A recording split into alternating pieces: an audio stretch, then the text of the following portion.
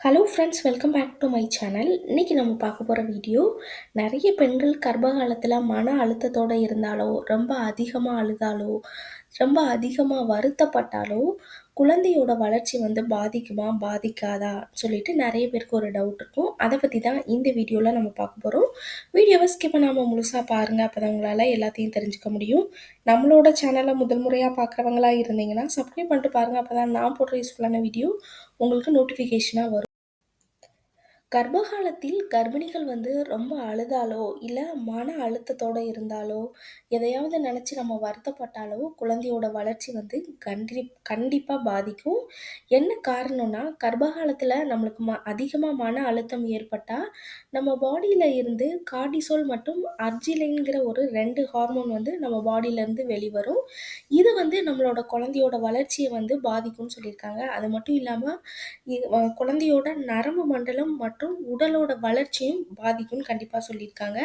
அது மட்டும் இல்லாம கர்ப்ப காலத்துல அதிகமா கர்ப்பிணிகள் மன உளைச்சல் ஏற்பட்டால், கர்ப்பிணிகள் அதிகமா அழுகும் பொழுதோ, அதிகமா மன அழுத்தத்தோட இருக்கும் பொழுதோ, குழந்தையோட வளர்ச்சி வந்து ரொம்பவே பாதிக்கும்னு சொல்றாங்க. என்ன காரணம்னா, நார்மலா 5வது மாதத்துல இருந்து நம்ம என்ன ஃபீல் பண்றோங்கிற அந்த உணர்வ வந்து குழந்தையால நல்லாவே ஃபீல் பண்ண முடியும். நீங்க அழுகுறீங்க, நீங்க சிரிக்கிறீங்கன்னு சொல்லிட்டு. ஸோ நீங்க அழுகும் பொழுது குழந்தையும் அதோட உணர்வுகள் வந்து ரொம்ப பாதிக்கும்னு சொல்லியிருக்காங்க. அது மட்டும் இல்லாம நம்ம பாடியில சுரக்கக்கூடிய அந்த ஹார்மோனோட அளவு வந்து மாறுபடும். அதனால அதிகமான குழந்தைக்கு வந்து தேவையான நியூட்ரிஷன்ஸ்ல இருந்து குழந்தைக்கு தேவையான அந்த மூளை வளர்ச்சி எல்லாமே வந்து பாதிக்கக்கூடும்னு சொல்லியிருக்காங்க. அது மட்டும் இல்லாம அதிக நாள் வந்து ரொம்ப நாள் ஒரு சிலர்லாம் வந்து தொடர்ந்து ஒரு 5, 6 நாள் அழுதுகிட்டே இருப்பாங்க. அப்படி அழுகும் பொழுது உங்களுக்கே தெரியாம மன அழுத்தம் உண்டாகி, உங்க பாடியில இருக்கிற அந்த ஹார்மோனோட அளவு வந்து மாறுபட்டுக்கிட்டே இருக்கும். இதனால குழந்தையோட உணர்வு திறனோட அளவு வந்து பாதிக்கும்னு சொல்லியிருக்காங்க.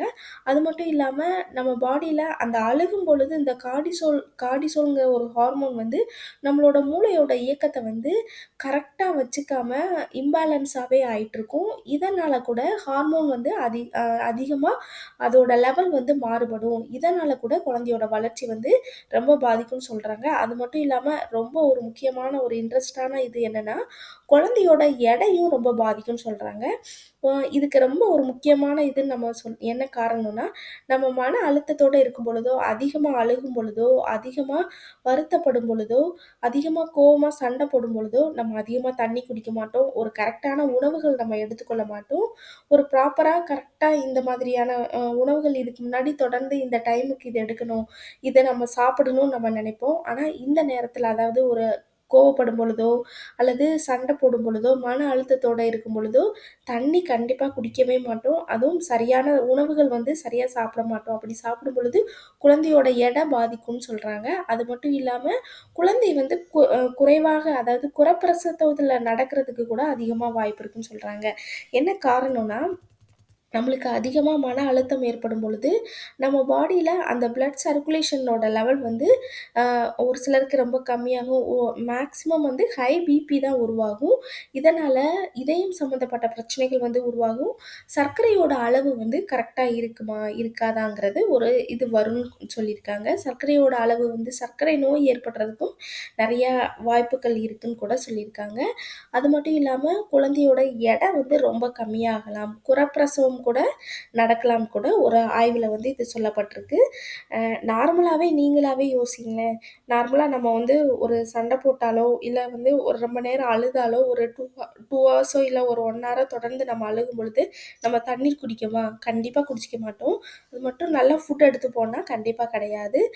கர்ப்பிணிகள் அழுதா கண்டிப்பா குழந்தையோட வளர்ச்சி வந்து பாதிக்கும்னு சொல்லியிருக்காங்க.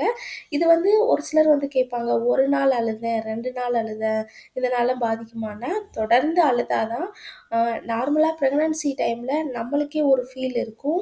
அ அ ஏதாவது இதாகுமோன்னு சொல்லிட்டு எதையாவது நெனச்சு நம்ம நம்மளோட மன மாற்றங்கள் வந்து ரொம்ப அதிகமா உருவாகும்ன்னு சொல்லுவாங்க. அதுவும் பிரெக்னன்சி டைம்ல நம்மள ரொம்ப சென்சிட்டிவா இருக்கும்ன்னு சொல்லுவாங்க. ஒரு சின்ன விஷயத்த கூட நம்மளால அந்த பிரெக்னன்சி டைம்ல தாங்கவே முடியாதுன்னு கூட சொல்லுவாங்க. ஸோ நீங்க தான் வந்து உங்களோட குழந்தையோட வளர்ச்சிய மனசுல வச்சுட்டு, ம் உங்களுக்கு வந்து உங்களுக்கு சாப்பிட பிடிக்குதோ, பிடிக்கலையோ, கண்டிப்பா கரெக்டான நேரத்தில உணவு எடுத்துக்கொள்ளணும். கரெக்டான நேரத்தில தண்ணீர் கண்டிப்பா எடுத்துக்கொள்ளணும். என்ன பிரச்சனைகள் இருந்தாலும் பரவால்ல, இதில என்ன இருக்குங்கிற ஒரு மைண்ட் செட்டுக்கு கண்டிப்பா நீங்க வரணும். அப்படி வரும்பொழுது தான் நீங்க மட்டும் இதில பாதிக்கப்படுறது கிடையாது. உங்களோட குழந்தையும் பாதிக்கும். 6 மாதம் அதாவது 5லிருந்து 6 மாதத்திலேயே குழந்தைக்கு குழந்தையோட உணர்ச்சிகள் வந்து எல்லாமே வந்து அதால ஃபீல் பண்ண முடியும். நீங்க அழுதா குழந்தையும் அழுகுன்னு சொல்லுவாங்க. அ சுந்தர அ சுந் நம்ம சேனல்ல சுந்தரகாண்டம் வந்து நம்ம போட்டிருக்கோம். அதெல்லாம் படிங்க. குழந்தை வந்து ரொம்ப ஸ்ட்ராங்காவும், ரொம்ப அறிவா வளர்றதுக்கும் அது ரொம்பவே ஹெல்ப் பண்ணும்.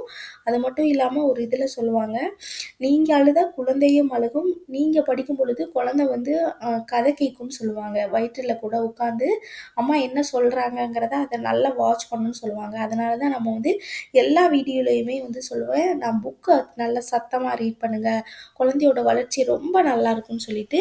ஓகே ஃப்ரெண்ட்ஸ், இந்த வீடியோ ரொம்பவே யூஸ்ஃபுல்லா இருக்கும்னு நெனைக்கும். மேக்ஸிமம் அழுகுறத, எதையாவது நெனச்சு வருத்தப்பட்டுட்டு இருக்கிறது, நம்மளுக்கு நார்மல் டெலிவரி ஆகுமோ, நம்மளோட குழந்தை வந்து நல்லா பொறக்குமோ, இந்த மாதிரி ஒரு வருத்தம் இருந்துகிட்டே இருக்கும் எல்லாருக்குமே. ஒரு பயம் இருக்கும். எல்லா கர்ப்பிணிகளுக்குமே இருக்கும்.